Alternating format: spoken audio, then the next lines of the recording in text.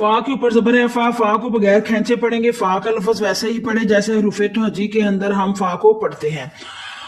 हमजा के ऊपर जबर है आ, बगैर खींचे पढ़ेंगे। ये हमजा कैसे बनाइए, तो अलिफ है, इसको हमजा क्यों पढ़ते हैं, जब इस अलिफ के ऊपर हरकत, हरकत किसको कहते हैं, जबर जेर पेश को हरकत कहते हैं। हरकत लग जाएगी तो ये हमजा बन जाएगा, अलिफ खत्म हो जाएगा।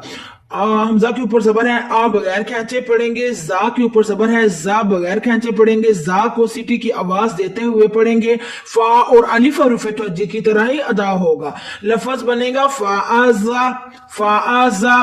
लाम शदीद है, तशदीद भी कहते हैं, मुशद्दिद भी कहते हैं, इसको शद भी कहते हैं। ये वाली जो चीज है तीन दंदों वाली, इसको तशदीद भी कहते हैं, शद भी कहते हैं। और शद वाला हरफ दो दफा पढ़ा जाता है, एक दफा अपने से पिछले मुतहरिक हरफ के साथ मिलाकर, एक दफा अपनी हरकत के मुताबिक पढ़ा जाए।